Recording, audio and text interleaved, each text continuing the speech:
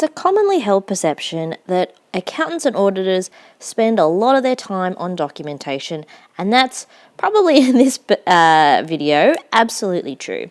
So today we're going to look at ASA and ISA 230, which is about audit documentation. And this is really critical because for us as the auditor, documentation is proof that we've been gathering evidence, and that evidence then goes into our audit opinion. So if we haven't gathered evidence, then we don't have any proof to support our opinion. So this documentation is really, really important. If in some instance or some case of bad luck, we get into a legal case, then the documentation is actually going to back up our judgments and what we've done. So it's really important to have this documentation as proof of the work we've prepared to go into our opinion. So we're going to start with the contents of the standard. Quick overview as always. So it always starts with the operation date, the scope of the standard, what it's about, why we have audit documentation, our requirements, these are the bits that we are legally required to do, and our explanatory material, which is the other information that I don't normally go through, but I'm going to talk about a few things in this explanatory section. We also know that our standards here, our ASAs, do conform with ISA 230 issued by the International Standards Board.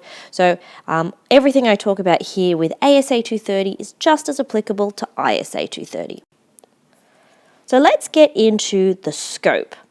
All right, and remember the scope is really about, gives us a description of what is this standard about? Well, it's about our responsibility to prepare documentation, and we have that documentation because, as I mentioned, it's the evidence that proves here is why we made our conclusion. And if an expert witness or a judge needs to look at how we've made our decisions and did we make the right one, they're going to go back to that evidence and make their own decision. So it's really, really critical that we document key events.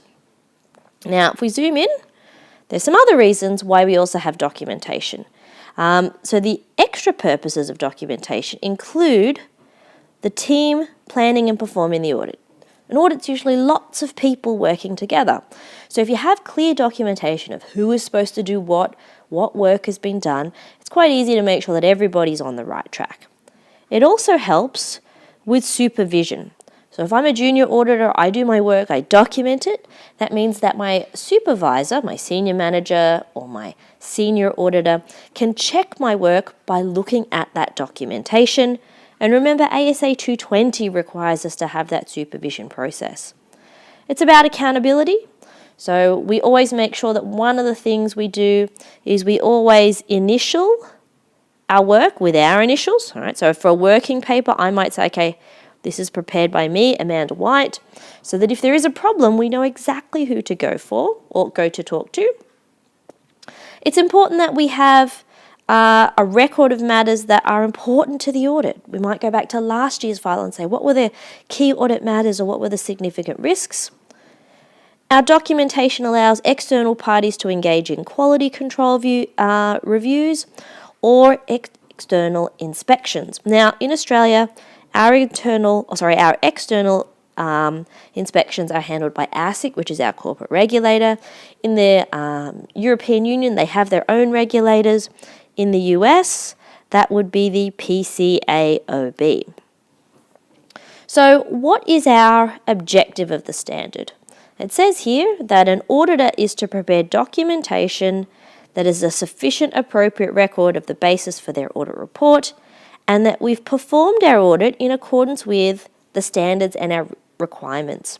So that key one, sufficient and appropriate record for the basis of the auditor's report. So enough documentation of the right type. Now notice here it doesn't give us specifics. This is where the auditor needs to use their professional judgment to decide how much is sufficient and what is appropriate.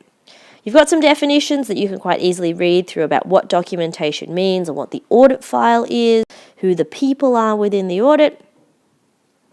But now we get into the nitty-gritty part, the requirements. And these are the bits that the auditor has to do. So number one, we have to prepare our documentation on a timely basis.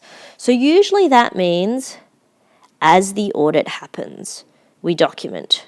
And that's because I might forget what I did last week or 2 weeks ago. So as we do it, we document. That's really important. The second component is the form, content, and extent of audit documentation. What does it look like? How much should there be? And how should it be put together? Well, there's a couple of simple rules. The first one is it should give us enough detail to know about what audit procedures, when we executed them, and how much we did to gather evidence. It should tell us about the results of what we did and the evidence. I tested 20 transactions, here's what I found. And what significant matters we might have discovered, issues, fraud, what conclusions we might have made, and were there any significant professional judgments that I might need to consider. So when it comes to actually doing this documentation, when it comes to doing procedures, we'll talk about this a little bit later, but we have to say what we're testing, who did the work. So this is a really important one. Who performed the audit work, when they did it, who checked the audit work, and the date of review. I've got another video that goes through what working papers look like, and you'll see that information there. It should also have discussions of significant matters we've talked about with management. What did we say? What did they say? What's going to be the outcome? And information that is inconsistent with our final conclusion. So we might find information that says something positive about a situation, and then other information that says something negative. So we have to decide if there are inconsistencies, how did I deal with that inconsistency in my audit? Now you might notice down here, there's these AUS paragraphs. This applies in the Australian jurisdiction only. So if you're in ISAs, this does not apply to you. Now, what happens when we get to the end of the audit? Well, at the end of the audit, we should assemble our final audit file, and that's all of our documentation put together in one particular spot. So our audit file should be put together on a timely basis after the date of the auditor's report. Usually that's some junior's job of tidying all the files, getting everything organised, pages numbered, correctly completed, reviewed and checked off. Clear rules here. The auditor shall not delete or discard any documentation before the end of the retention period. Now you might be wondering, what is this retention period? Typically, in most jurisdictions, 7 years is the retention period. So we should keep those documents or files. Remember, this could be electronic as well as paper documentation in a secure facility. So it's really important that our information or our client's information is secure. Remember, we get access to a lot of confidential stuff, so we need to make sure that it is stored somewhere nice and safe. That's meant to be a padlock there. It doesn't look like it. My drawing sucks. Now, I mentioned that I don't usually go through a lot of the explanatory material, but there were a few areas that I wanted to talk about. And the first one is this section here, A3. Audit documentation may be paper, electronic, or other media. So sorts of things could be programs, which are essentially recipes for the audit.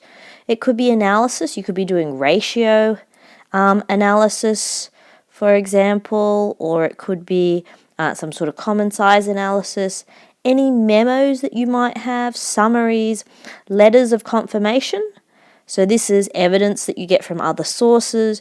You could have a checklist of things to check based on an auditing standard, or any correspondence with about significant matters that you might have with management or with other people within the organisation.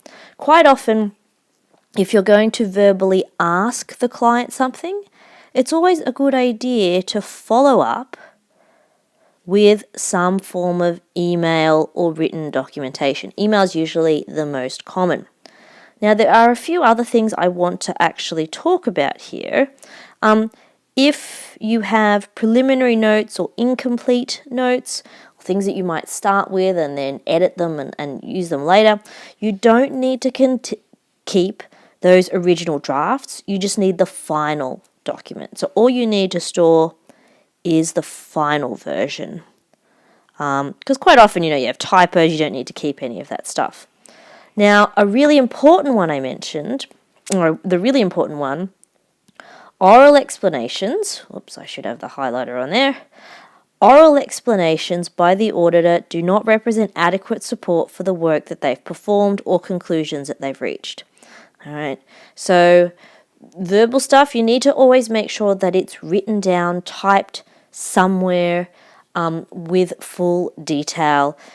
We could record voice notes, I guess, but it says here oral explanations are adequate. And that's the same with the client. We don't accept what clients say from the verbal point perspective. They always have to be documented. Now, there is a section about significant risks, and A9 and 10 and 11 always say, it's always important to explain why you're making these choices and the justification for it. So it's not just that you agree yes or you choose choice A for the client, but all the reasons why you think other choices are not appropriate. So there's lots more information in the explanatory material, but the one thing I did want to include, which is the appendix, get to it, here it is. In Appendix 1, this is actually a really useful little table which says, well, hang on a second, the auditing standards are all interlinked.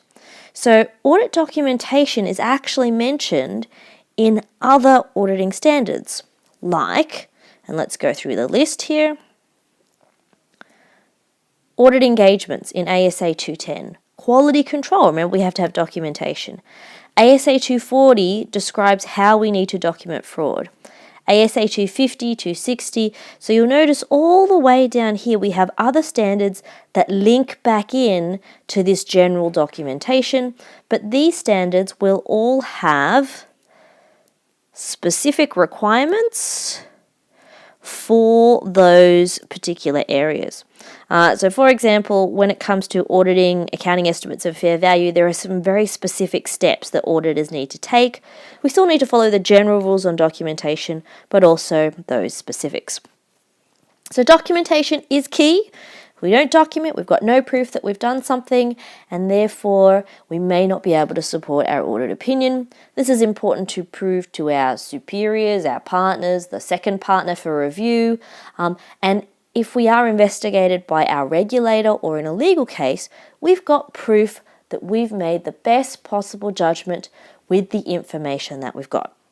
So if the video was useful, make sure you give us a thumbs up, a like, click to subscribe to the rest of our videos, and you'll see more on auditing standards coming up in this series. Thanks for watching, and I'll see you in the next video.